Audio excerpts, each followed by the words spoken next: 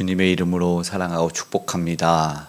어느덧 7월 첫날이 되었는데 뜨거운 여름이지만 이 뜨거운 햇살 아래 더 뜨거운 하나님의 사랑을 체험하시고 우리 10년 가운데는 늘 시원하게 부는 주의 성령의 바람을 체험하는 은혜로운 한 달의 시작이 되고 오늘도 기도할 때에 또 응답을 경험할 수 있는 복된 날 되시기를 주님의 이름으로 축복합니다.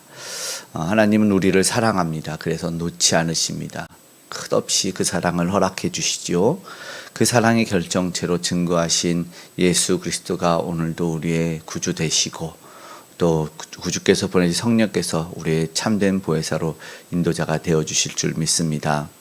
그러나 과거 하나님이 오늘 소선지서의 특징 중에 저들의 죄를 징계하시고 심판하심이 나오는데 그것을 알게 하시기 위해서 얼마나 너를 사랑하는지 너희 민족을 사랑하는지를 비유로 알려주시는 것이 호세아의 이 처음의 고멜과의 관계였습니다. 선지자에게 음란한 여인을 데리고 와서 결혼해서 끝까지 찾아오는 그 사랑을 보여주심으로 부부관계를 맺는 우리 하나님의 사랑을 보여주셨습니다. 문제는 저들이 응답하지 않았고 돌아오지 않고 또 그 가정과 남편을 버리고 뛰쳐나가는 그런 모습들을 비유로 보여주셨습니다. 그 사랑은 이제 부부관계를 넘어서 오늘 본문에서는 어떠한 것을 보여주시냐면 아들과 아버지, 자식 관계를 보여주십니다. 오늘 11장에 그렇게 얘기하는데 그 비유에서 사랑하였다 그리고 어렸을 때 너를 내 아들을 애굽에서 1절에 그렇게 말합니다. 호세아 11장 1절 내 아들을 애굽에서 불러내셨다. 세상의 관점에서 볼 때는 아무 짝에 쓸모없는 민족이었습니다. 노예 민족이었고 저들이 할 수 있는 것은 없어요. 실제로 불러서 엄청 하나님을 잘 섬기고 높이고 찬양하는 것이 아니라 그저 불만만 가득했습니다. 그저 내 안에 있는 내 앞에 있는 것들 먹을 것 달라 나 다시 돌아가겠다 그런 모습들이 있었습니다. 그러나 오늘 그 사랑을 오늘 읽어보면 어떻게 보여주셨는지를 알게 됐습니다. 4절에는 사람인 줄 사랑의 줄로 이끌었다. 그리고 3절의 말씀에 보면 내가 걸음을 가르치고 너를 안았다라는 표현을 하십니다. 얼마나 하나님이 그 민족을 사랑하는지 또 하나님이 얼마나 우리를 사랑하시는지를 충분히 알 수 있는 모습이죠. 그러나 2절에는 그들이 어떻게 말합니까? 선지자들이 그들을 부를수록 점점 멀리했다라는 안타까운 말씀을 하고 있어요. 참 우둔한 우리의 모습이 아닌가 생각됩니다. 사랑하는데 멀리 달아나고 더 도망가는 바로 그러한 모습들이 이스라엘 백성들의 모습이고 우리의 모습이 아닐까 생각합니다.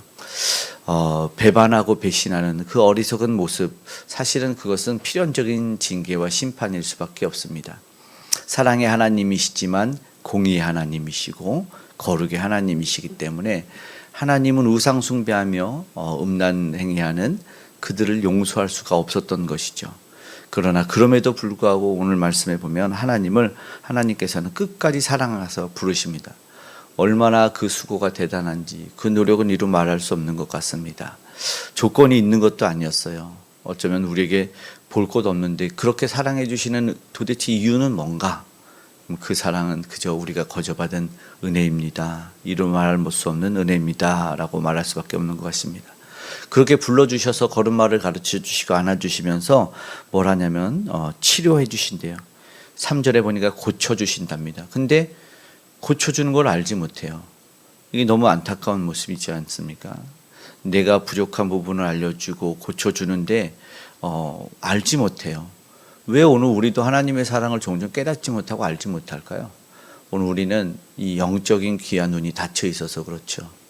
우리 마음이 다른 데 있어서 그래요. 그래서 이 시간 특별히 기도하기를 또 7월의 첫날 기도하기를 하나님 내가 하나님의 음성을 못 듣게 하는 것들이 있다면 우리 마음과 생각에서 제해 주시고 또 우둔하다면 상황과 환경에서도 조금 멀리 해달라고 그렇게 기도했으면 좋겠습니다. 그래서 그 세상 소리 대신에 하나님의 사랑의 소리를 듣게 해달라고 그리고 주님이 오늘도 나와 동행하시고 만져주시는 은혜를 체험하게 해달라고 기도할 수 있기를 간절히 소망합니다.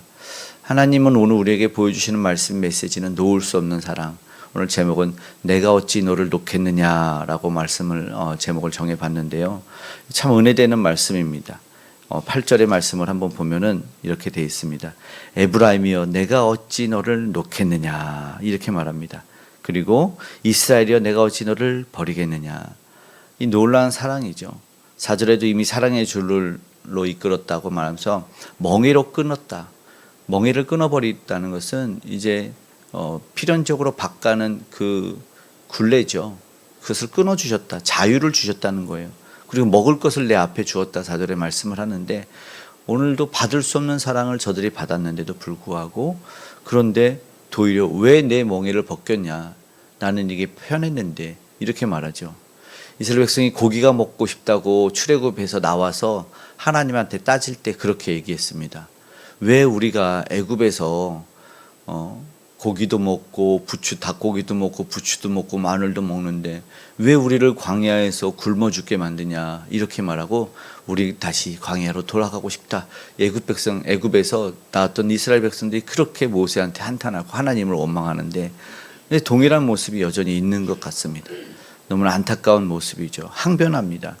아직도 불만을 하는 거예요. 주님이 벗겨주신 그러나 다시 씌워주신 그 사랑의 멍에를 모르고 계속해서 불평하고 5절에서 말씀을 보면 뭐라고 말하냐면 7절이죠. 내 백성이 끝끝내 내게서 물러가니 이렇게 말합니다. 하나님의 손길을 거부하고 노예로 다시 한번 돌아가고 싶다. 계속해서 그러니까 하나님 뭐라냐면 이제 애굽도 안 되는구나. 너는 아수르를 네 임금 삼아야겠다. 이렇게 5절에 말씀합니다. 다시 돌아간다면 그렇게 심판을 받을 수밖에 없다. 이 굳어진 마음은 어쩌면 우리가 분별할 수가 없는 것 같아요.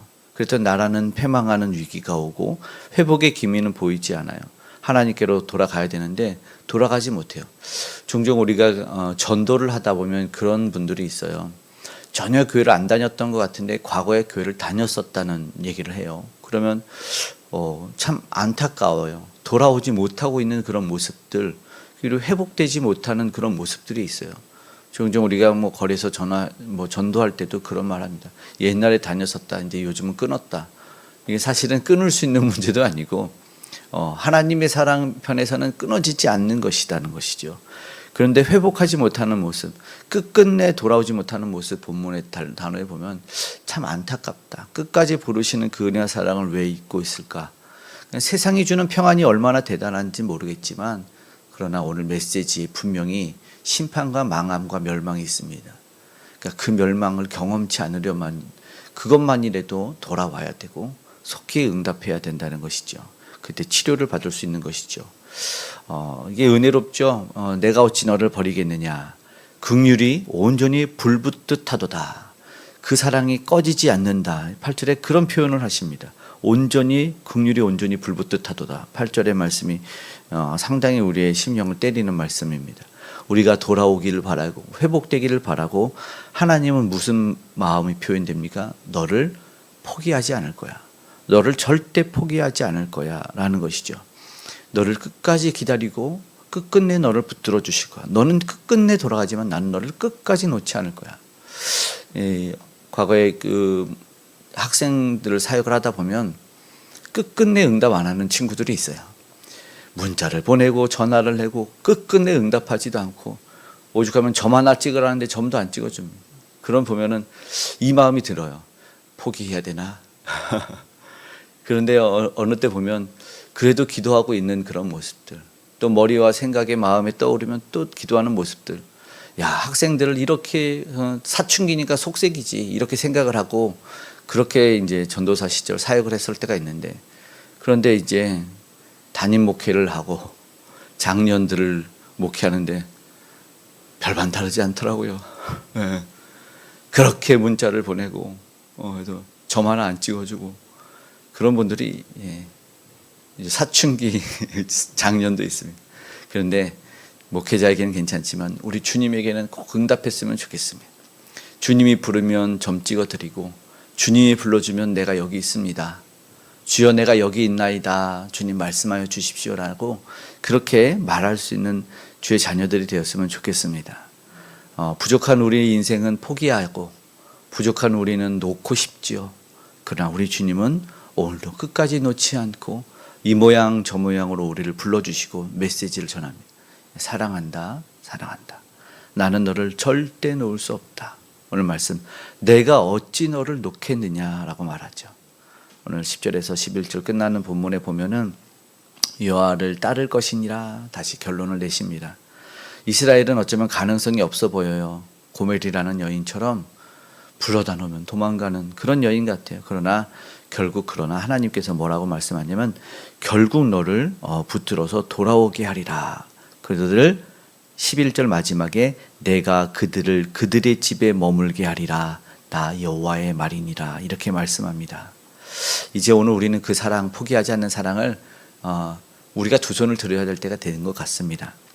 아프다, 힘들다, 하나님한테 솔직히 말하고 왜 도망갔는지, 왜 멀어졌는지, 왜 세상이 좋았는지 솔직하게 도움을 구했으면 좋겠어요. 그리고 이제 다시 한번 주님 앞에 한 걸음 나아가고 그 사랑에 응답하고 점 찍어드리고 답변 다 달아드리는 오늘 주님한테 DM 보내는 그런 날 한 달 되기를 간절히 소망합니다.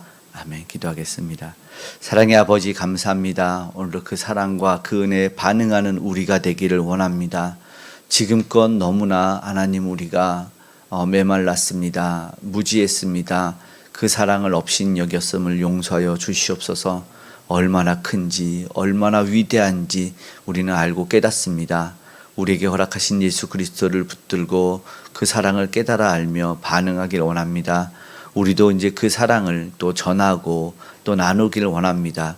오늘도 끝없이 저 땅 끝으로 전하는 우리 선교사님들을 꼭 기억해 주시옵고 이 나라 이 민족 가운데도 그 복음의 영향력 끼치게 노력하는 주의 사랑하는 전도자들 또 복음을 전하는 모든 이들과도 함께하여 주시기 원합니다. 오늘 우리 기도를 통해서 아버지 열방의 구원이 일어나고 또 믿지 않는 자들이 주께 돌아오는 역사가 일어났으면 좋겠고 또 무엇보다 우리도 다시 한번 열심을 내 믿기를 원합니다. 하나님 도와주시옵소서. 폭력의 의상이 무너져 아름다운 복음의 통일을 이루며 지하교회 성도들이 나와 주님을 찬양하는 날이 오길 원합니다. 하나님 도와주시고 또 저들이 아버지 자신들이 스스로를 구원하기 위해 들었던 총칼이 내려놔지기를 원합니다. 은혜를 베풀어 주시고 이 나라 이 민족에 하나님을 경외하는 위정자들 허락하셔서 악법을 합법화시키는 어리석음을 범치 않게 도와주시고 우리의 간절한 기도를 통해서 다음 세대가 굳건히 서는 역사 일어나게 하여 주시옵소서. 세상의 아버지 헛된 영광과 그릇된 가치관이 아니라 오직 주님이 우리에게 계시한 아버지 말씀을 전하고 가르치는 우리 주 예수 그리스도의 기독교적 세계관을 가르치는 우리가 될 수 있도록 도와주시옵소서. 오늘의 간절한 기도에 응답하심에 더운 날 서늘함을 더하시고 마음의 평강을 더하시고 멀리 타고 일하는 이들을 붙들어 주시고 은혜 가운데 지켜 보호하여 주시옵소서. 주님이 동행하심에 가정과 산업과 일터 가운데 지키시고 동행하시고 보호하시는 은혜의 주님을 경험케 하여 주시옵소서. 간절한 우리의 기도에 응답하시고 귀한 태문을 열어주시고 오늘도 함께 하신 하나님을 기뻐하는 또 아버지 하나님 그로 말미암아 행복이 무엇인지 깨닫는 우리 믿음의 사람 다 되게 도와주시옵소서. 감사드리며 고마우신 예수님의 이름으로 기도드리옵나이다. 아멘.